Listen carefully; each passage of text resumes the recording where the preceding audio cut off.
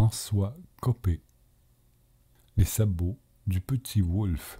Il était une fois, il y a si longtemps que tout le monde a oublié la date, dans une ville du nord de l'Europe, dont le nom est si difficile à prononcer que personne ne s'en souvient.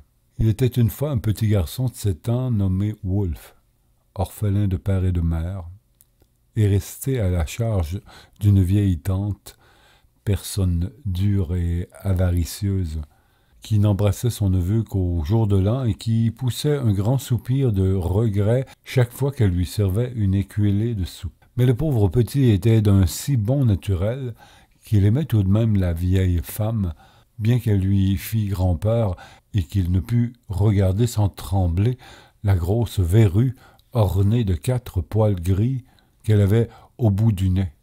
Comme la tante de Wolf était connue de toute la ville pour avoir pignon sur rue et de l'or plein un vieux bas de laine, elle n'avait pas osé envoyer son neveu à l'école des pauvres.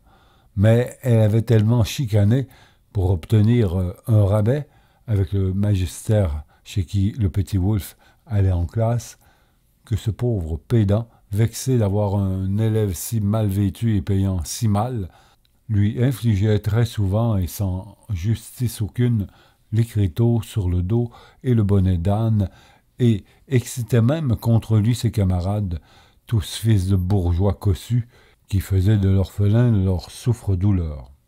Le pauvre mignon était donc malheureux comme les pierres du chemin et se cachait dans tous les coins pour pleurer quand arrivèrent les fêtes de Noël. La veille du grand jour, le maître d'école devait conduire tous ses maîtres à la messe de minuit et les ramener chez leurs parents.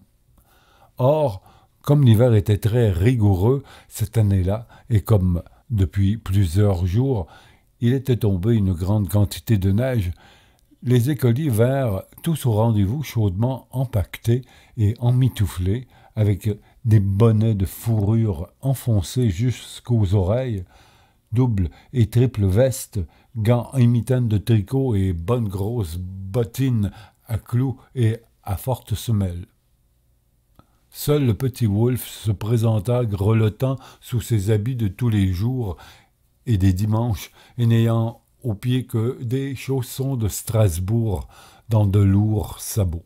Ses méchants camarades, devant sa triste mine et sa dégaine de paysan, firent sur son compte 1000 risées.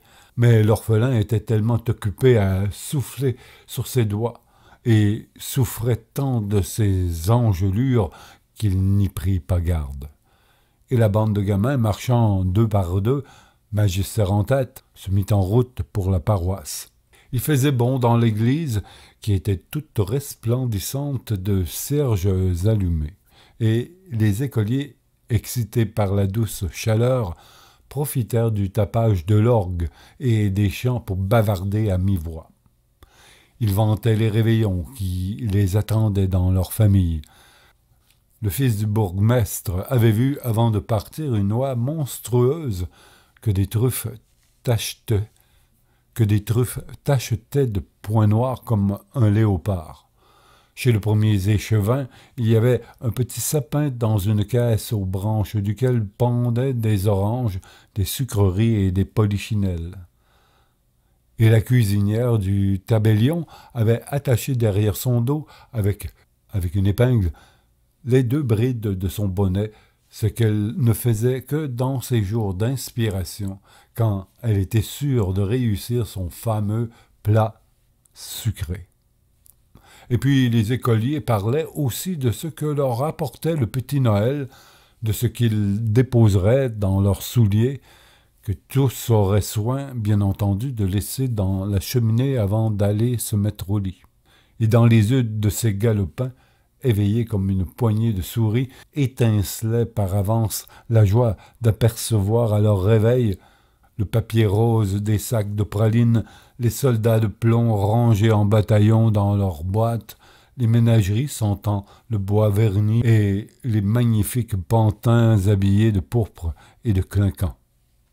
Le petit Wolf, lui, savait bien par expérience que sa vieille avarde tante l'enverrait se coucher sans souper, mais naïvement, et certain d'avoir été toute l'année aussi sage et aussi laborieux que possible, il espérait que le petit Noël ne l'oublierait pas, et il comptait bien, tout à l'heure, placer sa paire de sabots dans les cendres du foyer. Les messes de minuit terminées, les fidèles s'en allèrent, impatients du réveillon, et la bande des écoliers, toujours deux par deux, et suivant le pédagogue, sortit de l'église. Or, sous le porche, ainsi sur un banc de pierre surmonté d'une miche ogivale, un enfant était endormi, un enfant couvert d'une robe de laine blanche et nu-pieds, malgré la froidure. Ce n'était point un mendiant, car sa robe était propre et neuve, et près de lui, sur le sol, on voyait, liés sur une serge, une équerre, une hache, une bésaiguë et les autres outils de l'apprenti charpentier. Éclairé par la lumière des étoiles, son visage, aux yeux clos, avait une expression de douceur divine, et ses longs cheveux bouclés d'un blond roux semblaient allumer une auréole autour de son front. Mais ses pieds d'enfant, bleuis par le froid de cette nuit cruelle de décembre, faisaient mal à voir. Les écoliers, si bien vêtus et chaussés pour l'hiver, passèrent indifférents devant l'enfant inconnu. Quelques-uns même, fils des plus gros notables de la ville, jetèrent sur ce vagabond un regard où se lisait tout le mépris des riches pour les pauvres, des gras pour les maigres.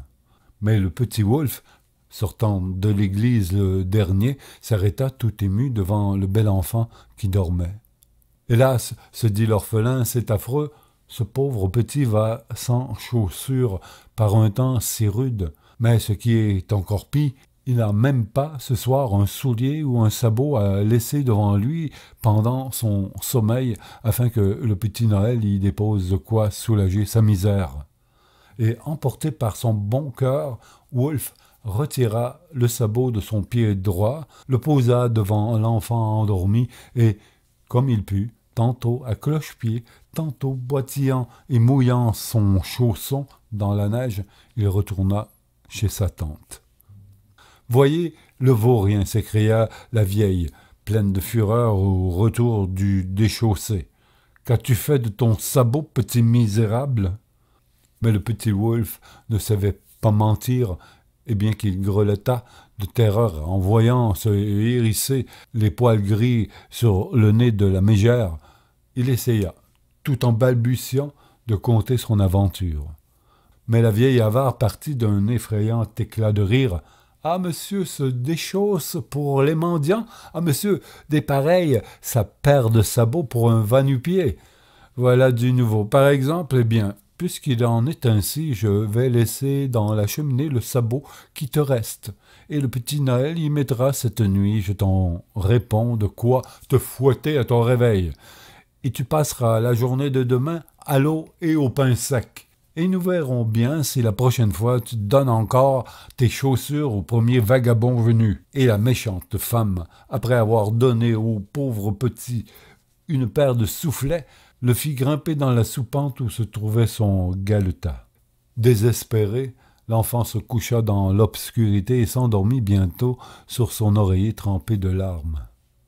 Mais le lendemain matin, quand la vieille, réveillée par le froid et secouée par son catarrhe, descendit dans sa salle basse, ô merveille, elle vit la grande cheminée pleine de jouets étincelants, de sacs de bonbons magnifiques, de richesses de toutes sortes, et, devant ce trésor, le sabot droit, que son neveu avait donné au petit vagabond, se trouvait à côté du sabot gauche, qu'elle avait mis là cette nuit même et où elle se disposait à planter une poignée de verges.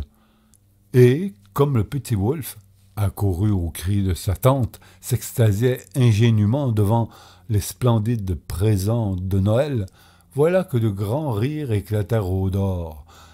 La femme et l'enfant sortirent pour savoir ce que cela signifiait et virent toutes les commères réunies autour de la fontaine publique. Que se passait-il donc? Oh, une chose bien plaisante et bien extraordinaire. Les enfants de tous les richards de la ville, ceux que leurs parents voulaient surprendre par les plus beaux cadeaux, n'avaient trouvé que des verges dans leurs souliers. Alors, l'orphelin et la vieille femme, songeant à toutes les richesses qui étaient dans leur cheminée, se sentirent pleins d'épouvante. Mais tout à coup, on vit arriver monsieur le curé, la figure bouleversée, au-dessus du banc placé près de la porte de l'église, à l'endroit même où, la veille, un enfant, vêtu d'une robe blanche et pieds nus, malgré le grand froid, avait posé sa tête ensommeillée. Le prêtre venait de voir un cercle d'or incrusté dans les vieilles pierres. Et tous se signèrent dévotement.